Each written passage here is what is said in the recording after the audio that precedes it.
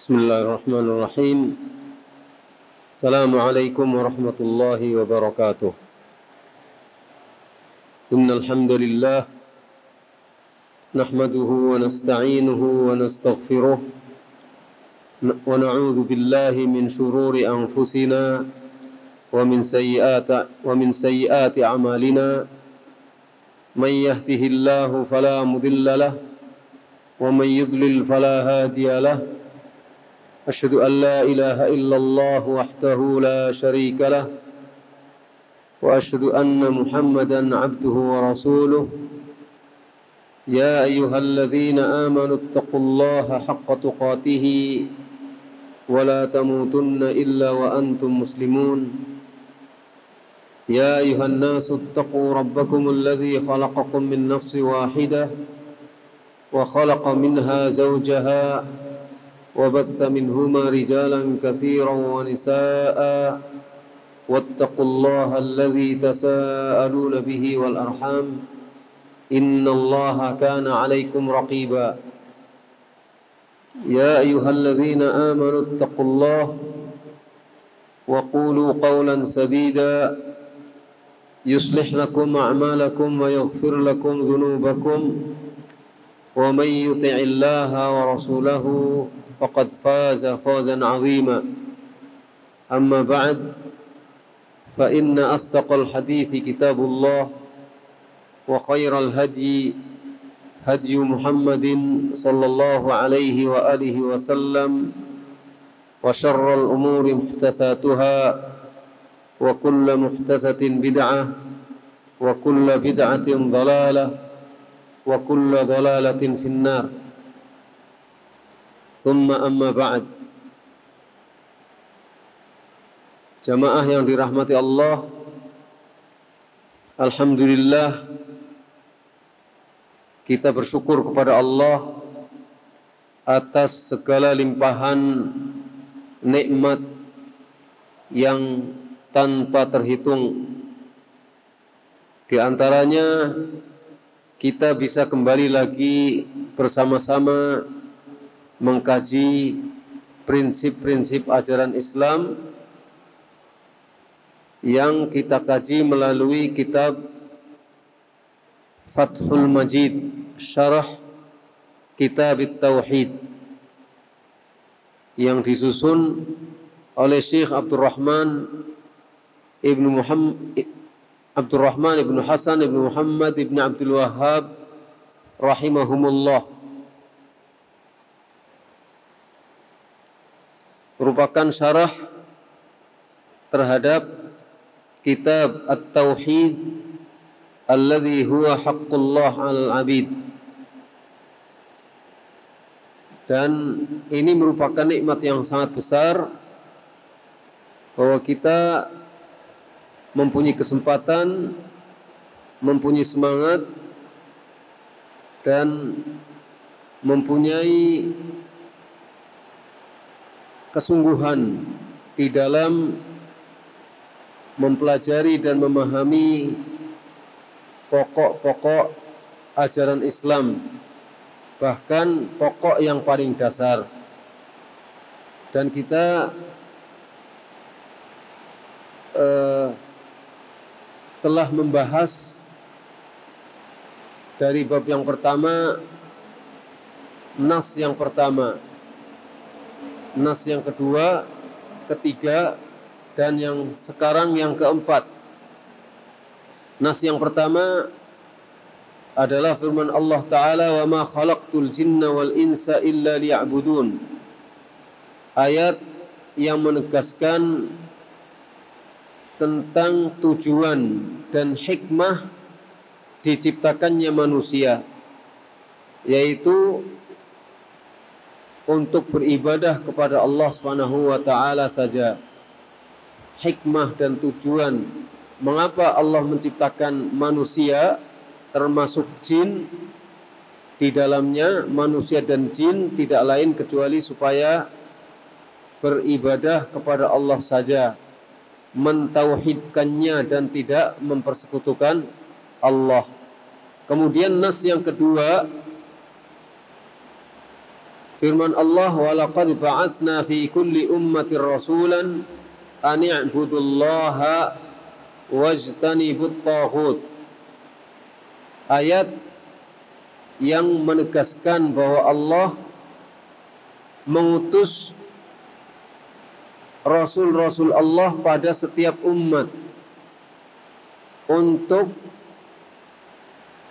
mengajak umat masing-masing bertauhid kepada Allah, untuk mengajak umat masing-masing menunaikan tujuan utama mengapa mereka diciptakan oleh Allah, ani'budullah wajtanibut taghut, supaya bertauhid dan beribadah hanya kepada Allah Subhanahu wa taala semata. Kemudian nas yang ketiga yang terdapat dalam surat Al-Isra ayat 23 sampai 24 yang menjelaskan tentang ketetapan Allah, tentang wasiat dan keputusan Allah bahwa manusia tidak boleh beribadah kecuali hanya kepada Allah saja. Kemudian juga harus birrul walidain. Maka tekanannya adalah penegasan Allah supaya manusia hanya beribadah kepada Allah saja dan tidak melakukan perbuatan syirik, tidak mempersekutukan Allah. Dan yang keempat yang akan kita bahas kali ini, kalau tidak salah seperti itu, yaitu perkataan penyusun kitab Fathul Majid. Beliau mengatakan, qala al-musannifu rahimahullahu ta'ala. Al-musannif, penyusun kitab At-Tauhid, yaitu Syekh Muhammad ibn Abdul Wahhab rahimahullah, mengatakan, wa qawluhu atau wa qawlihi, ataf kepada yang depan. Dan firman Allah Ta'ala, wa'budullaha wa la tusyriku bihi syai'a. Dan beribadahlah kepada Allah saja, dan jangan kalian mempersekutukan sesuatu pun dengan Allah. Beribadahlah kalian kepada Allah dan janganlah kamu mempersekutukan sesuatu pun dengan Allah. Jangan menjadikan sesuatu menjadi sekutu bagi Allah dalam hal peribadatan. Sebagaimana tidak mungkin ada sesuatu yang selain Allah menjadi sekutu Allah dalam hal penciptaan. Begitu juga dalam hal peribadatan, maka tidak ada yang bisa dan tidak boleh ada yang menjadi sekutu Allah di dalam hal peribadatan. Syarah Asy-Syarih rahimahullah mengatakan, qala al-Imad ibn Katsir rahimahullah ta'ala, di dalam kitab tafsirnya Al-Hafidh Ibnu Katsir rahimahullah mengatakan, fi hadhil ayah, tentang ayat ini, ya'muru ta'ala ibadahu bi'ibadatihi wahdahu la syarikalah.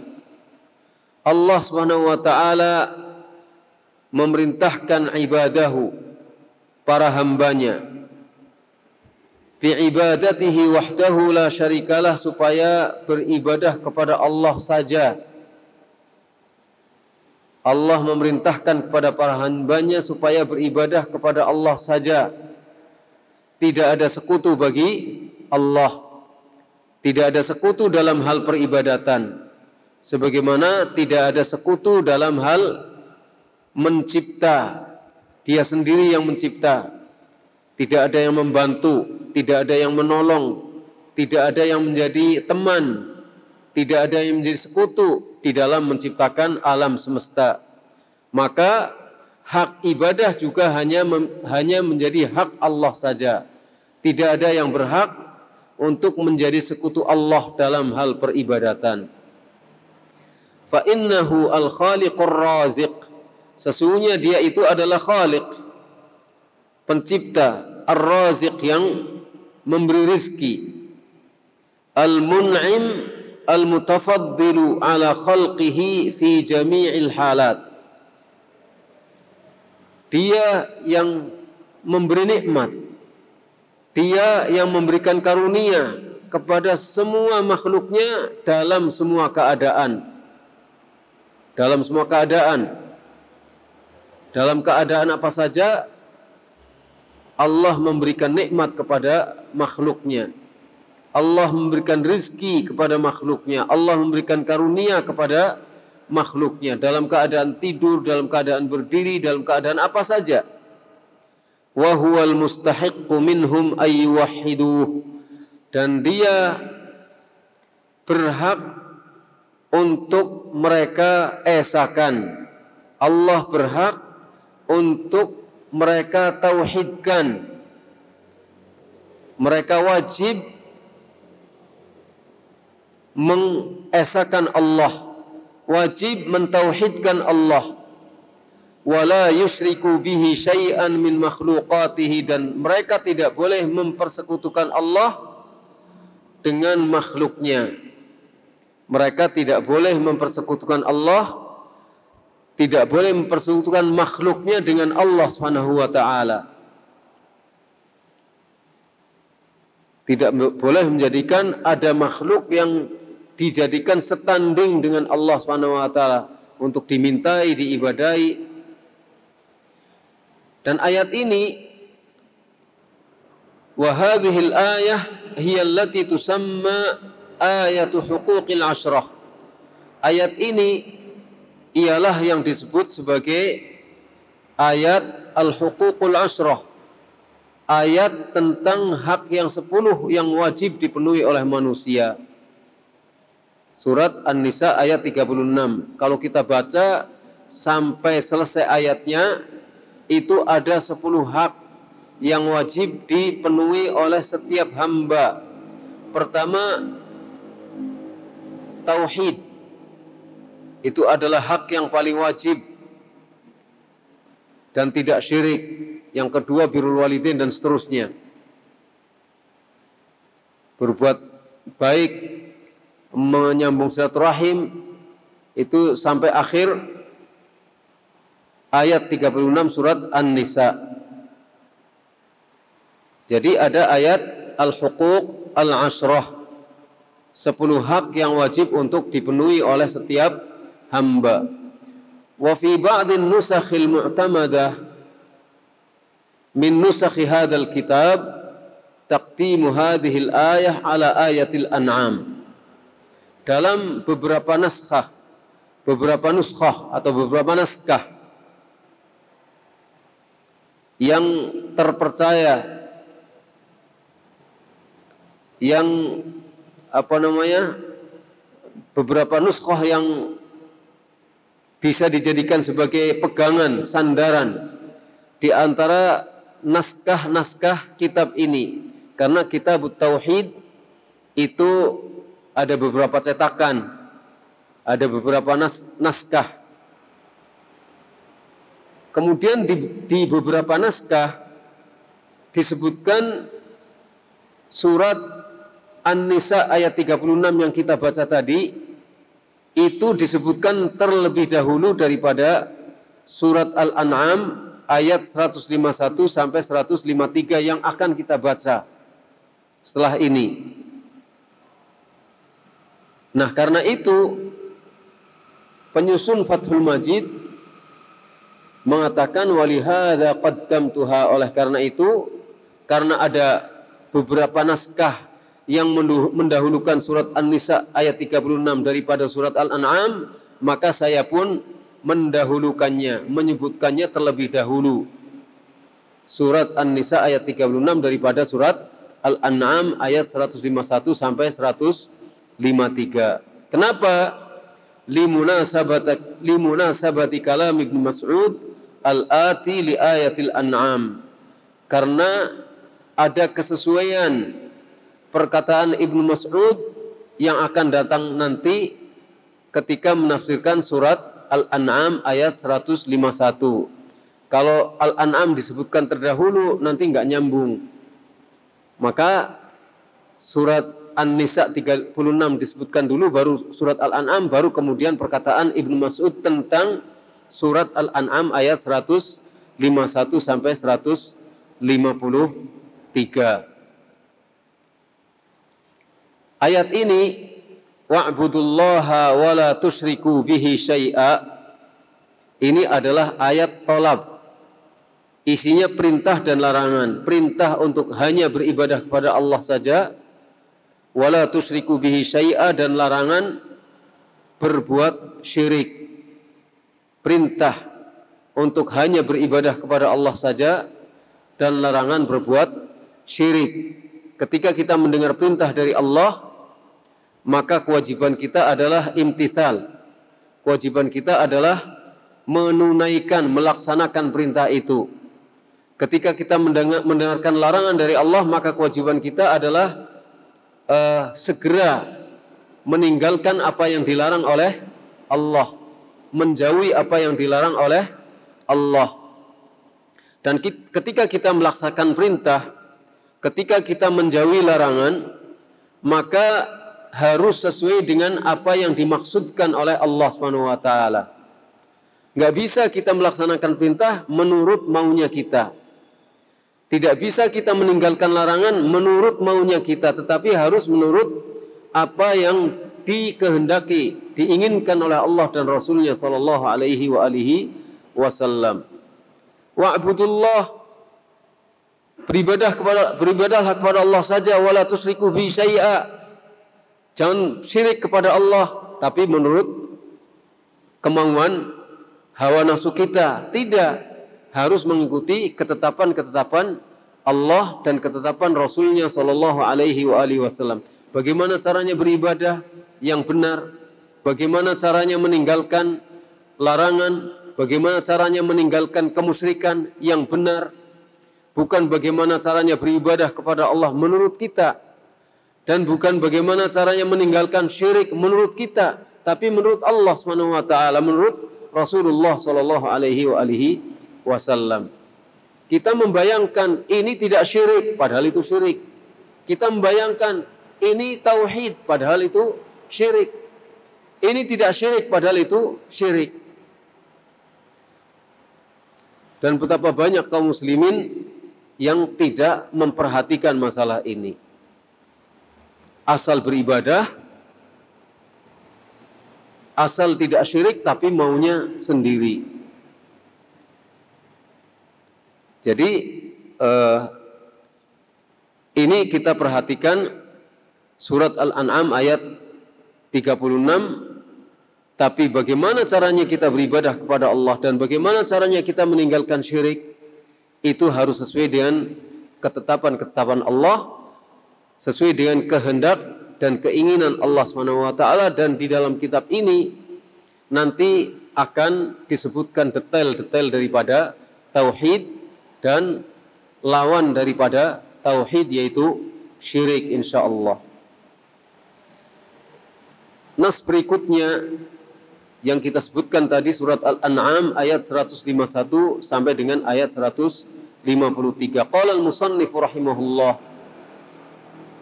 Al-musannif Syekh Muhammad ibn Abdul Wahhab rahimahullah ta'ala mengatakan, qauluhu, firman Allah ta'ala, qul ta'alau atlu ma harrama rabbukum alaikum alla tusyriku bihi syai'a wa bil walidaini ihsana wa la taqtulu awladakum min imlaq nahnu narzuqukum wa iyyahum wa la taqrabul fawahisha ma dhahara minha wa ma batan wa la taqtulun nafsa allati harrama Allahu illa bil haqq dzalikum wassaakum bihi la'allakum ta'qilun.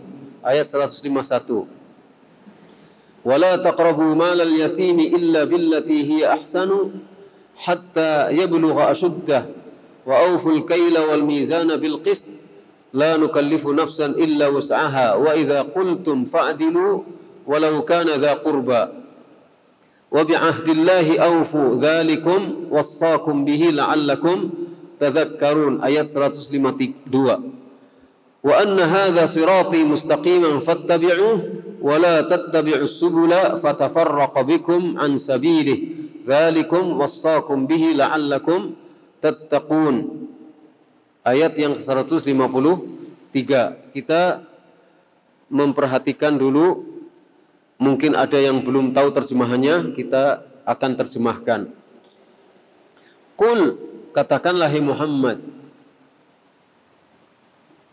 kepada mereka orang-orang musyrikin, ta'alau, marilah atlu, aku bacakan, ma harrama rabbukum, apa yang Rabbmu haramkan untukmu, apa yang Rabbmu haramkan atasmu.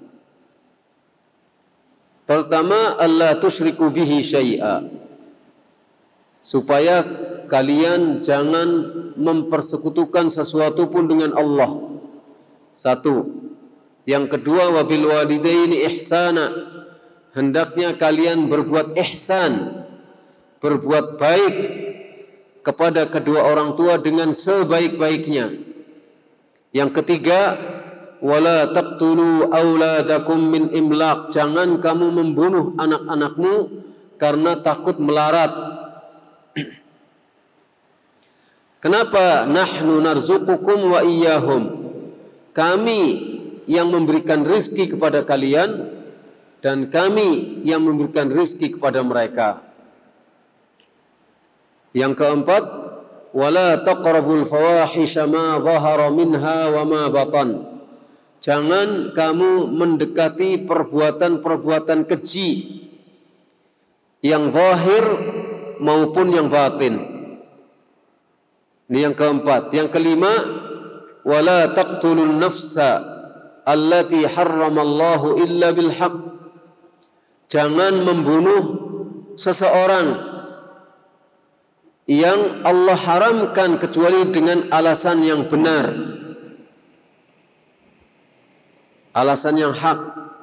Jangan membunuh seseorang yang Allah haramkan untuk dibunuh kecuali bila ada alasan yang benar, kecuali dengan cara yang benar, dan ada alasan yang benar dengan cara yang benar. Dzalikum wassaqum bihi la'allakum ta'qilun, itulah wasiat Allah yang Allah wasiatkan kepadamu agar kamu menjadi orang-orang yang paham, menggunakan akalnya. Yang keenam, wala taqrabu malal yatimi illa billati hiya ahsan, jangan mendekati hartanya anak yatim kecuali dengan cara yang lebih baik, kecuali bila mendekatinya dengan cara yang lebih baik, hatta yablugha ashuddah, sampai dia mencapai usia dewasa. Yang ketujuh, wa auful kaila wal mizana bil qist, la nukallifu nafsan illa wus'aha, tepatilah ukuran, takaran dan timbangan, tepatilah takaran dan timbangan dengan adil, seadil-adilnya.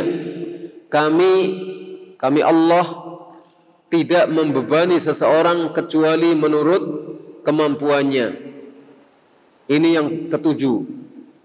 Yang kedelapan, wa idza qultum fa'dilu walau kana dza qurba, apabila kamu berbicara maka adillah, hendaknya adil dalam berbicara meskipun terhadap kerabat dekat, meskipun kepada famili dekat, meskipun terkait dengan famili dekat.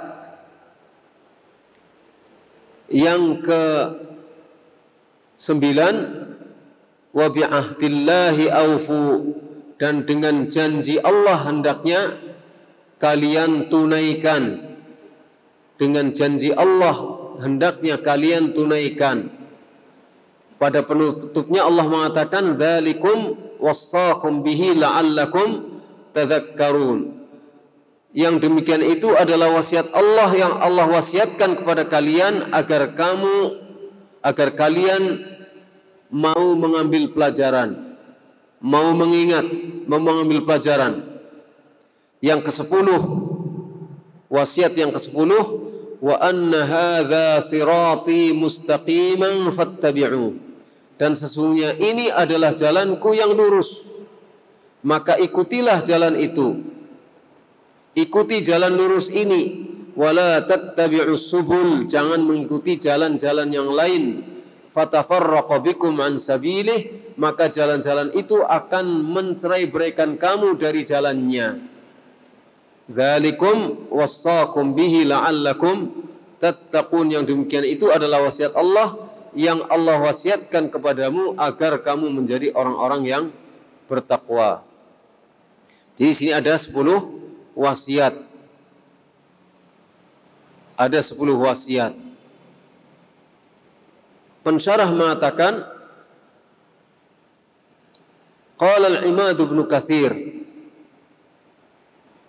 Al-Hafidh Al-Imad Ibnu Katsir rahimahullah dalam kitab tafsirnya mengatakan, yaqulu ta'ala li nabiyhi wa rasulihi Muhammadin sallallahu alaihi wa alihi wasallam. Allah Ta'ala berfirman. Kepada siapa Allah berfirman? Kepada nabinya, kepada rasulnya, yaitu Nabi Muhammad sallallahu alaihi wa alihi wasallam. Qul, katakanlah, hai Muhammad.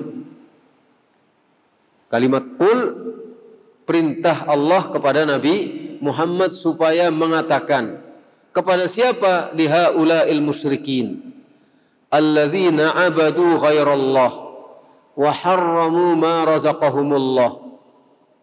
Kepada orang-orang musyrikin itu yang beribadah, yang menyembah kepada selain Allah dan mengharamkan rizki yang Allah berikan kepada mereka. Apa yang harus dikatakan? Ta'alau, mari, halummu wa aqbilu, mari, menghadaplah kalian, datanglah kalian, menghadaplah kalian. Atlu ma harrama rabbukum alaikum, saya akan bacakan apa yang Rabbmu, Tuhanmu haramkan atas kalian. Ay aqussu alaikum. Atlu ay aqussu alaikum, akan aku ceritakan, akan aku kisahkan, aku ceritakan kepadamu apa yang Allah haramkan atasmu. Ma harrama rabbukum alaikum, apa yang Allah haramkan atasmu, haqqan, sungguh-sungguh ini secara meyakinkan. Apa yang Allah haramkan atasmu, Allah haramkan secara meyakinkan, secara pasti. La takharrusan wala dhanna, bukan pengharaman yang kira-kira, yang kayak-kayaknya, tapi pengharaman yang pasti meyakinkan, bukan kira-kira, bukan kayak-kayaknya, bukan sepertinya. Bal wahyan minhu wa amran min indihi, bahkan yang Allah haramkan itu adalah wahyu dari Allah, merupakan amr, perintah dari sisi Allah Subhanahu wa taala. Apa itu? Pertama yang Allah haramkan, alla tusyriku bihi syai'a. Allah haramkan syirik. Artinya wasiat yang isinya adalah pengharaman adalah alla tusyriku bihi syai'a, supaya kamu jangan mempersekutukan sesuatu pun dengan Allah. Artinya syirik itu sesuatu yang diharamkan oleh Allah. Ini wasiat yang pertama.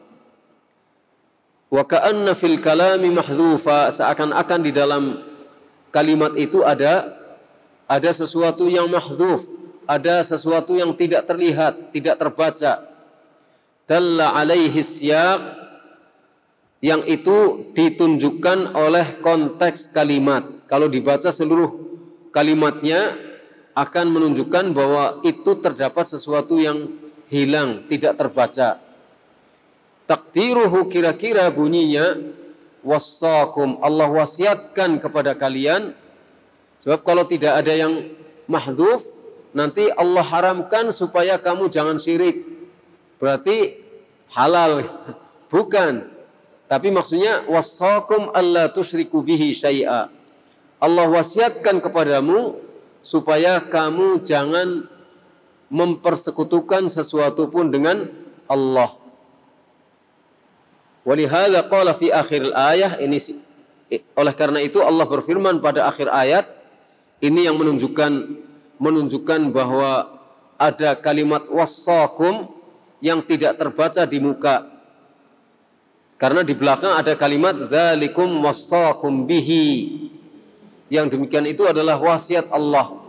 Berarti kalimat ini menunjukkan di depan ada kalimat wassakum tapi tidak terbaca.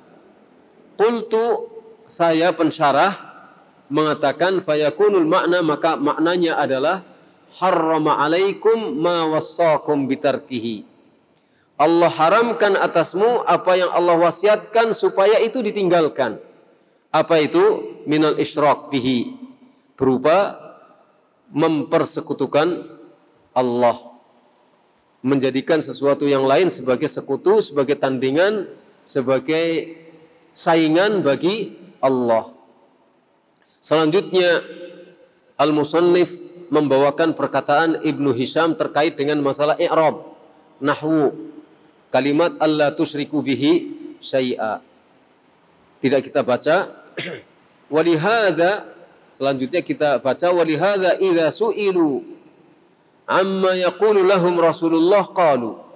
Oleh karena itu ketika mereka ditanya, mereka siapa? Orang-orang musyrikin. Orang-orang musyrikin Arab, Quraisy. Ketika mereka ditanya tentang apa yang dikatakan oleh Nabi Muhammad Rasulullah SAW kepada mereka, kepada orang-orang musyrikin, qalu, orang-orang musyrikin akan menjawab. Saya ulangi, ketika orang-orang musyrikin ditanya, apa yang Rasulullah SAW katakan kepada kalian? Maka orang-orang musyrikin menjawab, yaqulu, Nabi Muhammad mengatakan, u'budullaha wa la tusyriku bihi syai'a watruku ma yaqulu aba'ukum. Sembahlah oleh kalian Allah dan jangan mempersekutukan sesuatu pun dengan Allah. Dan tinggalkan apa yang dikatakan oleh nenek moyang kalian. Itu yang dikatakan oleh Muhammad kepada kami, kata orang-orang musyrikin. Kama qala Abu Sufyan di Hirakla, sebagaimana apa yang dikatakan oleh Abu Sufyan ketika ditanya oleh Heraklius dalam hadis yang diriwayatkan oleh Imam Bukhari dan Imam Muslim. Abu Sufyan ketika itu masih kafir, ditanya oleh Heraklius tentang apa saja yang dikatakan oleh Muhammad. Maka salah satu yang dikatakan oleh Abu Sufyan tentang perkataan Muhammad, Nabi kita Muhammad SAW adalah u'budullah wa la tusyriku bihi syai'a watruku ma yaqulu aba'ukum. Yani kesimpulannya seperti itu. Nabi Muhammad menyuruh kami beribadah kepada Allah saja, tidak syirik, dan meninggalkan apa yang menjadi sesembahan nenek moyang. Wa hadha huwa alladhi fahimahu Abu Sufyan wa ghairuhu. Inilah dia yang difahami oleh Abu Sufyan dan difahami oleh kaum musyrikin, oleh orang musyrik lainnya selain Abu Sufyan. Ketika Abu Sufyan belum masuk Islam. Min qauli Rasulullah SAW, ketika yang difahami oleh Abu Sufyan dan orang musyrikin lain dari perkataan Rasulullah SAW kepada mereka. Ketika Rasulullah SAW berkata kepada mereka, qulu la ilaha illallah tuflihu. Dalam hadis yang diriwayatkan oleh Imam Ahmad, Tabrani dan lainnya. Qulu la ilaha illallah tuflihu. Ucapkanlah oleh kalian la ilaha illallah, kalian pasti akan beruntung. Katakanlah la ilaha illallah, pasti kalian akan beruntung. Apa yang difahami oleh Abu Sufyan dan apa yang difahami oleh orang-orang musyrikin, mereka memahami bahwa mereka harus meninggalkan penyembahan kepada semua yang selain Allah. Penyembahan hanya diberikan kepada Allah. Itu yang difahami oleh Abu Sufyan dan itu yang difahami oleh Abu Lahab, Abu Jahal, dan seluruh kaum musyrikin Quraisy. Jadi faham ketika Nabi Muhammad SAW mengatakan kepada mereka La ilaha illallah, mereka faham konsekuensi daripada mengucapkan kalimat La ilaha illallah, berarti mereka harus meninggalkan peribadatan kepada berhala, harus meninggalkan peribadatan kepada jin, kepada setan, kepada malaikat, kepada makhluk. Dan itu yang mereka tidak mau. Orang musyrikin tidak mau untuk mengikuti kalimat La ilaha illallah karena mereka faham konsekuensi daripada La ilaha illallah adalah meninggalkan penyembahan kepada berhala-berhala yang mereka sembah, kecuali orang-orang yang kemudian mendapatkan taufik dari Allah. Maka mereka meninggalkan penyembahan dan peribadatan kepada berhala dan hanya menyembah Allah Subhanahu wa ta'ala saja. Dan itulah yang didakwahkan oleh Nabi kita Muhammad SAW. Sepanjang umur beliau, dari mulai awal beliau diutus sampai akhirnya beliau meninggal dunia, beliau tidak pernah lepas mendakwahkan kalimat La ilaha illallah kepada manusia, termasuk kepada umatnya yang mau menerima dakwah beliau. Selalu mengingatkan kalimat La ilaha illallah, selalu mengingatkan peribadatan hanya kepada Allah saja, karena itulah hakikat daripada ajaran Rasulullah, itulah hakikat hidup manusia. Hakikat hidup manusia itu untuk beribadah hanya kepada Allah, mentauhidkannya, mengesahkannya, dan tidak mempersekutukan sesuatu pun dengan Allah. Ini wasiat yang pertama. Qauluhu wa bil walidaini ihsana. Berbuat baiklah kepada kedua orang tuamu dengan sebaik-baiknya. Qala al-Qurtubi, di sini syarih membawakan perkataan Al-Imam Al-Qurtubi yang mengatakan al-ihsan ilal walidaini birruhuma wa hifdhuhuma wa siyanatuhuma wa imtithalu amrihima wa izalatur riqqi anhuma wa tarkus sultanati alaihima. Yang dinamakan ihsan, yang disebut ihsan kepada kedua orang tua adalah birruhuma, berbuat bir. Apa berbuat bir? Berbuat becik, berbuat baik kepada kedua orang tua, selalu melakukan kebajikan kepada kedua orang tua. Bukan itu saja, hifdhuhuma, menjaga orang tua, dua-duanya, ayah dan ibu. Wasiyanatuhuma, memelihara, dijaga, dipelihara, supaya jangan sampai tersakiti hatinya, supaya jangan sampai tersinggung, dijaga kesehatannya, kebutuhannya, keperluannya. Itu ihsan kepada kedua orang tua. Wamtithalu amrihima, melaksanakan perintah keduanya. Ayahnya nyuruh, dilaksanakan, ibunya nyuruh, dilaksanakan, selama tidak dalam kemaksiatan perintahnya, selama tidak berbentuk kedurhakaan kepada Allah dan Rasulnya. Wa izalatur riqqi alaihima, dan anhuma, wa izalatur riqqi anhuma, menghilangkan perbudakan dari keduanya, artinya tidak memperbudak kedua orang tuanya. Budak dalam arti sungguh-sungguh, kalau orang tuanya budak ya dibebaskan. Ataupun budak dalam pengertian kita memperbudak, menganggap orang tua seperti kacung bagi kita, suruh nyuci, suruh nyapu, suruh bersih-bersih rumah, digaji. Kita hilangkan sikap arogan yang seperti itu kepada kedua orang tua.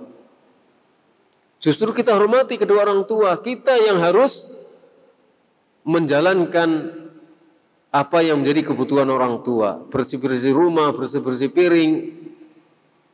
Kalau kita tinggal di rumahnya orang tua, ya kita kerahkan semua apa yang ada pada kita untuk membantu orang tua. Kita punya uang, kita kasih uang, kita punya fisik, kita kasih fisik, kita punya pemikiran, kita kasih pemikiran, pokoknya kita pelihara, kita jaga. Wa tarkus sultanati alaihima, dan meninggalkan sok kuasa kepada orang tua. Tidak bersikap kemuoso ya kepada orang tua. Mentang-mentang orang tua itu dari desa. Ada kan di antara kita yang orang tua kita dari desa. Kita sudah sukses di kota misalnya. Di pondok sukses. Orang tua suruh datang ke sini, yuk sama saya aja bersih rumah, ngerawat kebun. Subhanallah. Bukan itu. Kita bawa orang tua itu maksudnya untuk kita jaga, untuk kita pelihara, untuk kita supaya senang. Apa saja yang menjadi keinginan orang tua kita turuti selama tidak maksiat dan tidak berbentuk kedurhakaan kepada Allah dan Rasulnya. Kita jaga orang tua.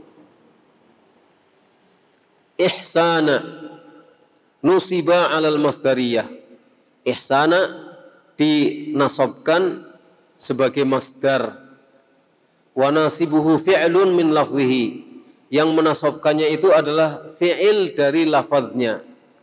Ihsana kan masdar, berarti yang menasabkannya adalah fi'il, kata kerja di depan yang bentuknya kira-kira adalah ahsinu, ihsana.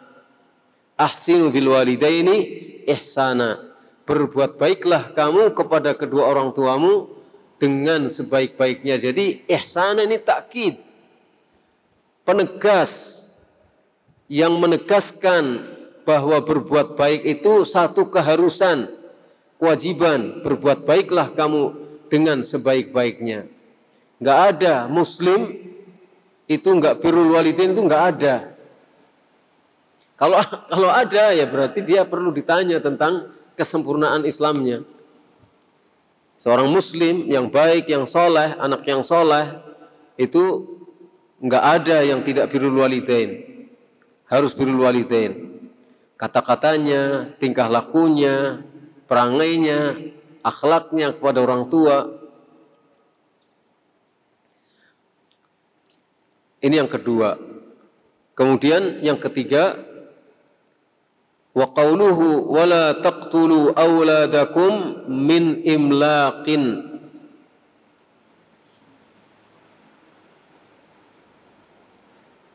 Sebelumnya ya, jadi kepada orang tuanya suka ngambek. Orang tuanya salah terus. Menurut dia, menurut kita, orang tua kita menurut kita salah, pilih kasih. Didiknya enggak bener ini orang tua ke saya, jadi sayanya kayak gini, mursal. Nyalah-nyalan, padahal dia sendiri yang salah. Dia sendiri, walaupun asalnya orang tua punya kesalahan, tapi kalau ada konflik antara orang tua dengan anak itu, anaknya yang akan disalahkan. Anaknya yang akan disalahkan, bukan orang tuanya. Orang tua punya kedudukan tinggi di sisi Allah Subhanahu wa taala. Makanya kan di ayat ini Allah mengatakan, setelah Allah memerintahkan supaya jangan syirik, langsung wabil walidaini ihsana. Hendaknya berbuat baik kepada kedua orang tua dengan sebaik-baiknya. Kedudukan orang tua di hadapan Allah sangat tinggi. Ridho Allah itu terletak pada ridho orang tua. Kalau orang tua tidak ridho, jangan harap mendapatkan ridho Allah. Kalau orang tua sampai murka, dikhawatirkan Allah akan murka kepadanya. Yang ketiga, wa qawluhu wa la taqtulu awladakum min imlaq. Jangan kamu membunuh anak-anakmu karena takut melarat. Nahnu narzuqukum wa iyyahum. Kamilah yang memberikan rizki kepada kalian dan kepada mereka. Jadi yang memberikan rizki itu bukan kita kepada anak kita. Jangan takut melarat lantaran anak kita ikut makan bersama kita. Enggak, Allah yang memberikan rizki kepada kita. Allah yang memberikan rizki kepada mereka, kepada anak-anak kita. Al-imlaq, arti al-imlaq adalah al-faqr, kefakiran.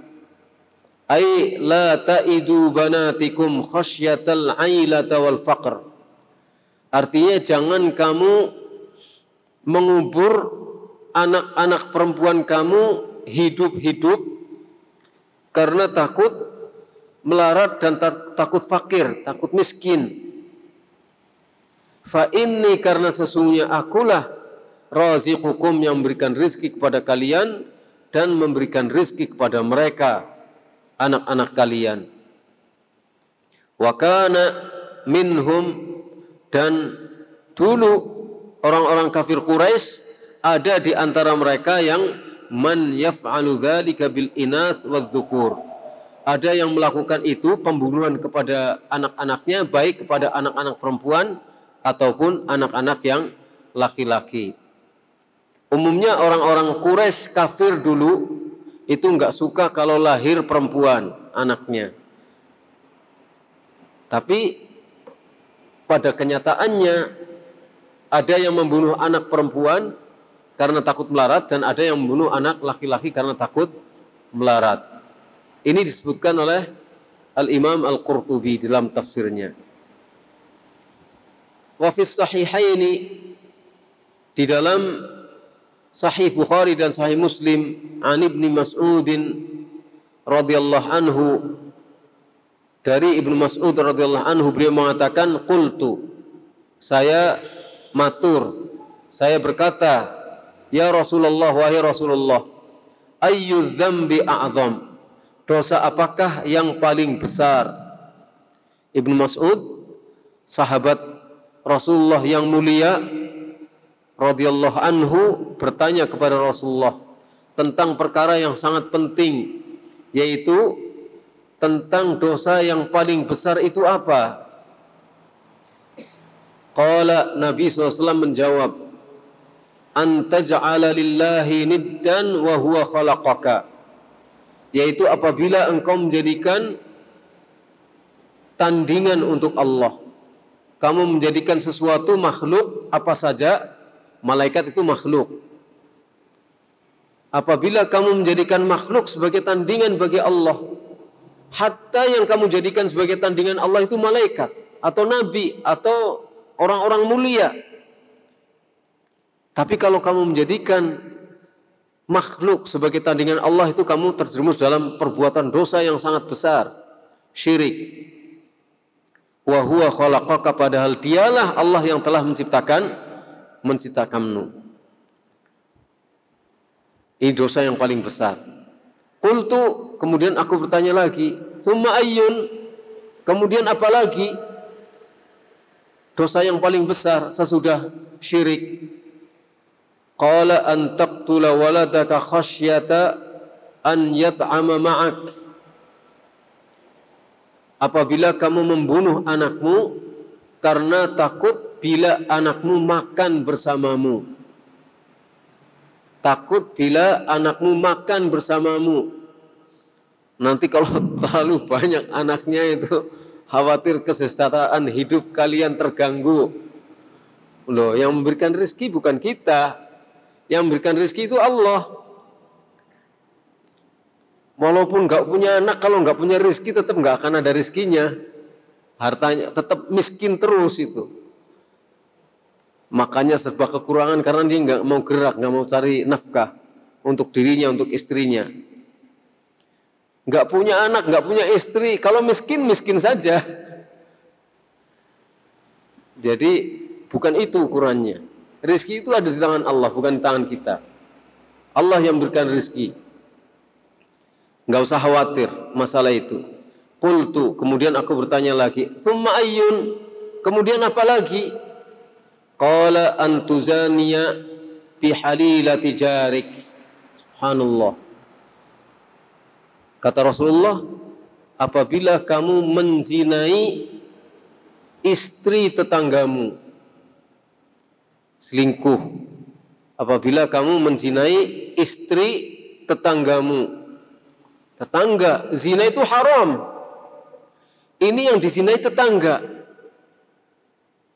Zina secara umum, walaupun orang jauh, walaupun orang kafir, kalau zina tetap dosa besar, haram. Ini lebih dahsyat lagi, yang dizinai adalah tetangganya sendiri.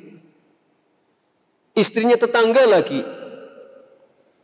Summa tala Rasulullah sallallahu alaihi wasallam. Kemudian Rasulullah SAW membaca firman Allah Ta'ala yang terdapat dalam surat Al-Baqarah ayat 68. Walladzina la yad'una ma'allahi ilahan akhar wa la yaqtuluna an-nafsa allati harramallahu illa bilhaq. Dan orang-orang yang tidak beribadah, tidak memohon kepada sesembahan yang lain selain Allah, dan tidak membunuh seseorang yang diharamkan oleh Allah untuk dibunuh kecuali dengan benar, kecuali dengan alasan yang benar, tata cara yang benar. Nah, orang itulah yang disebut sebagai orang-orang yang terhindar dari dosa. Maka di sini ayat ini menunjukkan bahwa dosa yang paling besar adalah syirik. Yang kedua, membunuh seseorang. Apalagi yang dibunuh adalah anaknya sendiri karena takut melarat.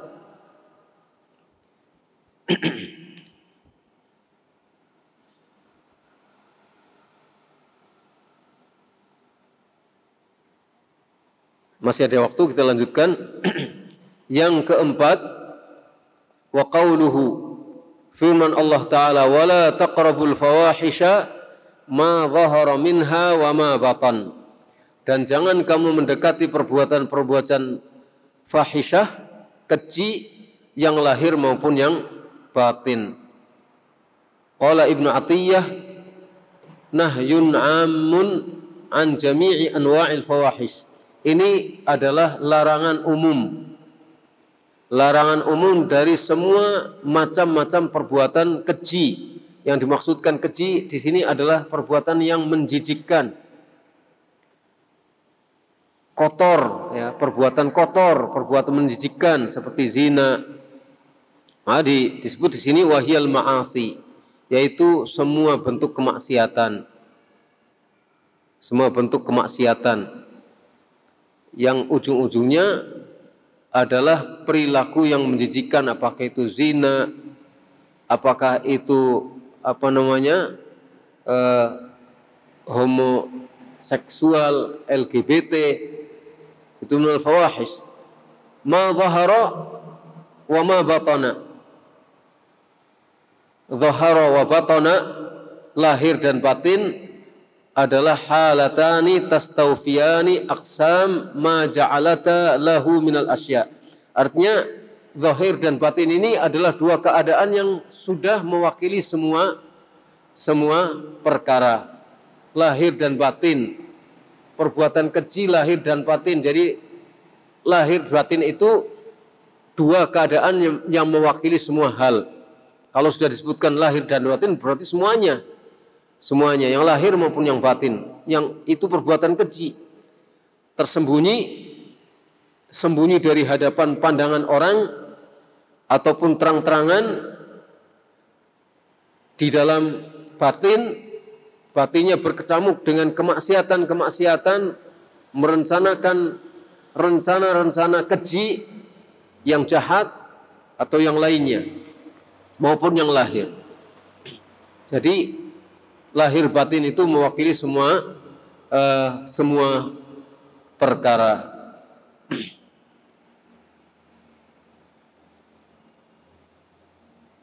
Sampai la'allakum ta'qilun. Insyaallah. Wa qauluhu yang kelima, wala taqtulun nafsal lati harramallahu illa bil haqq. Jangan membunuh seseorang yang Allah haramkan untuk dibunuh kecuali dengan benar. Dengan cara yang benar, dengan alasan yang benar.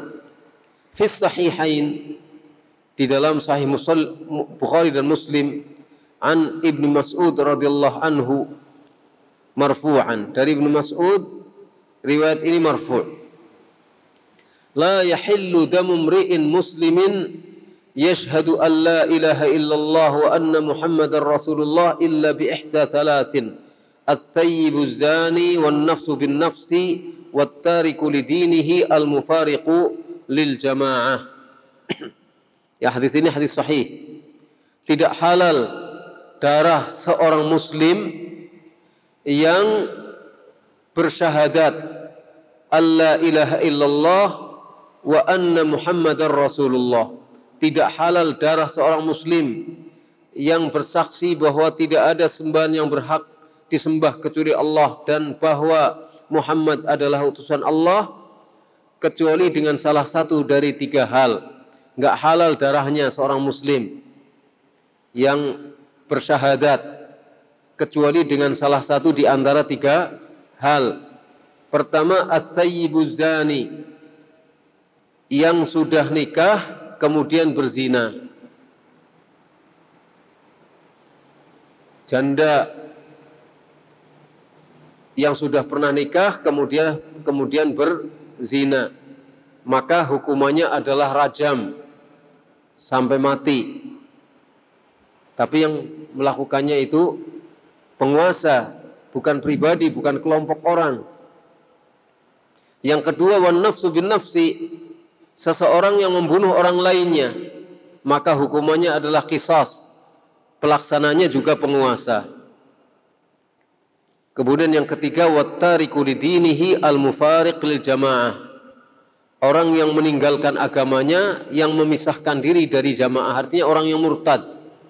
Orang yang murtad ini pelaksananya juga penguasa, bukan pribadi, bukan kelompok orang, tapi pelaksananya adalah penguasa. Ini jadi apabila seseorang melakukan salah satu di antara ini, maka dia dibenarkan untuk dihukum bunuh oleh penguasa.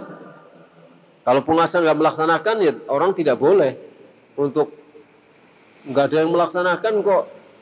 Saya lapor percuma, tuh dihakimi sendiri, nggak boleh. Tidak boleh begitu, sudah lapor, sudah selesai urusannya. Tapi harus ada saksi. Kalau lapor harus ada saksi. Kalau nggak ada saksi, laporannya nggak diterima.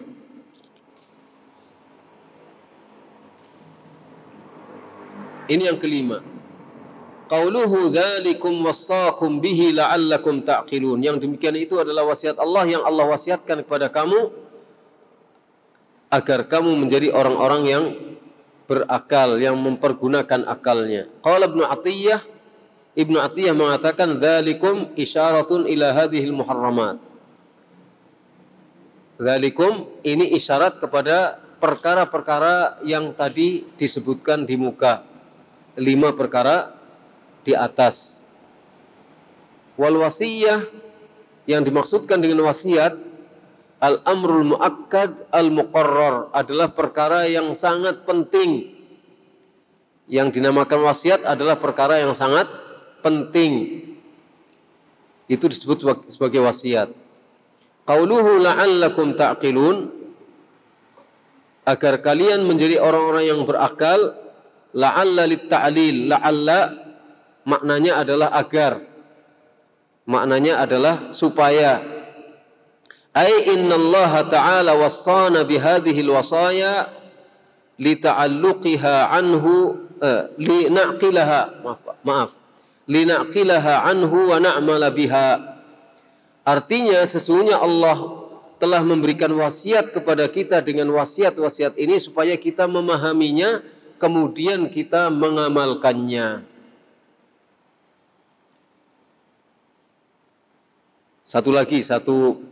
Dua baris lagi. Wa fi tafsir At-Tabari Al-Hanafi, dalam tafsir Imam At-Tabari Al-Hanafi, beliau menyebutkan dzakara awwalan la'allakum ta'qilun thumma tatadhakkarun thumma tattaqun li'annahum idza aqalu tadhakkaru fa idza tadhakkaru khafu wattaqau. Di dalam tafsir At-Tabari beliau menyebutkan bahwa Allah menyebut pada ayat yang pertama dengan la'allakum ta'qilun.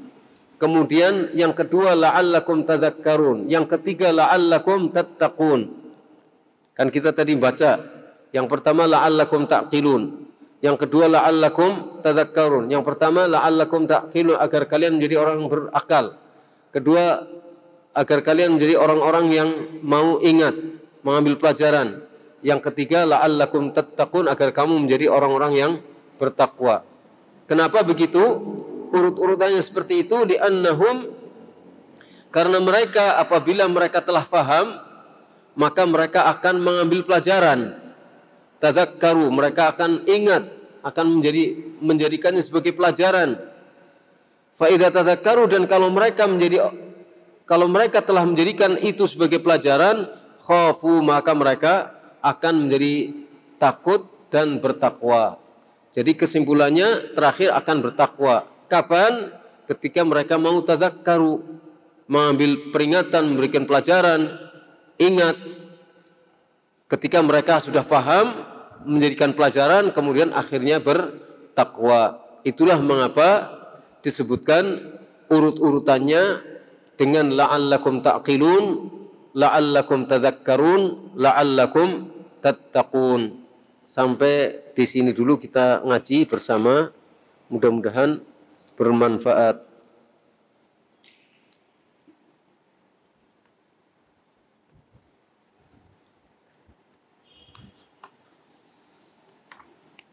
Ini nggak ada pertanyaan karena pintar semua insya Allah. Ada yang tanya? Fadhol.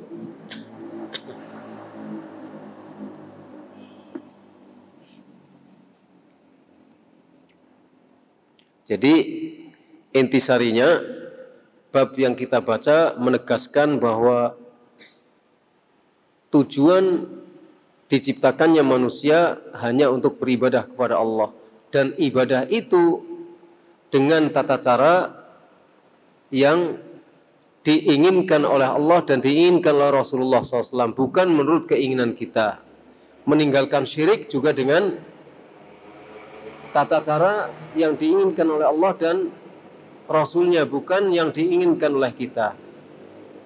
Setiap kita menerima perintah dari Allah, maka perintah itu harus kita laksanakan sesuai dengan apa yang dimaukan oleh Allah dan Rasulnya, dan bukan dimaukan oleh kita. Kita disuruh sholat, aqimus sholah, kan begitu kan, wa atuz zakah, tegakkanlah sholat. Kita tegakkan sholat menurut apa yang dimaukan oleh Allah dan Rasulnya. Nggak boleh kita berpikir sholat subuh itu kan bagus, kenapa hanya 2 rakaat, saya tambahi saja menjadi 3 rakaat atau 10 rakaat. Nggak bisa. Ya. Wajahidu bi amwalikum wa anfusikum, jihadlah dengan diri dan hartamu, yang mengikuti petunjuk Allah dan Rasulnya, bukan menurut petunjuk kita atau kelompok manusia tertentu. Enggak. Ikuti kaidah jihad, pedoman jihad seperti apa harus kita pelajari. Kalau kita masih bodoh tentang jihad, bukan asal jihad saja. Amar ma'ruf nahi mungkar, ikuti pedoman amar ma'ruf nahi mungkar, apa yang dimaukan oleh Allah dan Rasulnya, bukan menurut kita, bukan menurut kelompok orang tertentu. Pelajari dulu Islam, amar ma'ruf nahi mungkar itu maksudnya apa. Nanti kita khawatir seperti Mu'tazilah, seperti Syiah, seperti Khawarij, kita nggak mau, kan begitu, nggak boleh, nggak boleh. Ada golongan hulu dalam ibadah, akhirnya ibadahnya ditambah-tambahi. Sama juga kan itu, hanya bentuknya beda. Bentuknya yang dulu kolot, yang ini modern, itu misalnya seperti itu. Tapi sama-sama ghulu. Sama-sama ghulu dan sama-sama taklid. Enggak boleh kita seperti itu, harus mengikuti dalil, harus mengikuti petunjuk Rasulullah, mengikuti petunjuk yang ada dalam kitabullah dan sunnah Rasulullah Sallallahu Alaihi Wasallam. Jadi kita pelan-pelan belajar Islam, runtut. Kita belajar Islam itu runtut, jangan dipotong-potong. Ya, runtut. Dari mempelajari Islam secara garis besar terlebih dahulu. Ya, ini misalnya kalau kita mempelajari sesuatu, kita pelajari garis besarnya dulu. Kita pelajari garis besarnya dulu. Baru kemudian kita mempelajari detail-detailnya sesuai dengan kemampuan kita. Kalau kita belajar Islam, mulainya dari Sahih Bukhari dulu, kita nggak akan paham Islam. Karena apa? Mempelajari Sahih Bukhari itu belajar tentang detail, tentang hadis, tapi detailnya. Ya, jadi urut-urutannya itu mestinya kita yang global dulu, dari buku-buku kecil yang menceritakan tentang Islam garis besarnya, baru kemudian detailnya. Pelan-pelan, fikih, ya, fikih, tata cara sholat kan mulai dari sholat dulu kalau fikih. Kemudian mulai dari taharah dulu, bagaimana bersuci, kemudian sholat, kemudian yang lain-lain, sampai masalah siyasah, syar'iyah, kan begitu. Jadi kalau kita belajar Islam dari Sahih Bukhari dulu, berapa lama kita belajar Sahih Bukhari? Pertama dari niat. Niat hanya berbicara niat. Kalau orang itu nggak paham tentang bagaimana niat, dia nggak akan bisa nerangkan tentang niat. Begitu. Kemudian Kitabul Iman. Tapi iman, kalau orang tidak pernah belajar iman secara garis besar terlebih dahulu, per hadis dia tidak akan bisa menerangkan tentang iman. Nggak akan pernah bisa menerangkan tentang iman. Apalagi Sahih Bukhari yang dipelajari mutun. Mungkin sampai habis umurnya belajar itu Sahih Bukhari, Sahih Muslim, Kutubus Sittah, sampai akhir hayat nggak paham tentang bagaimana Islam yang sebenarnya. Dipelajari dulu yang global, kemudian detail-detailnya. Garis besarnya Islam seperti apa, bentuknya, wujudnya seperti apa, mobil itu seperti apa.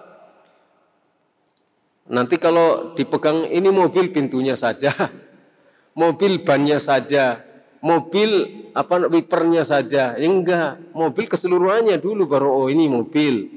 Innova kayak gini, Avanza kayak gini. Globalnya dulu baru kemudian kita ngerti detail-detailnya.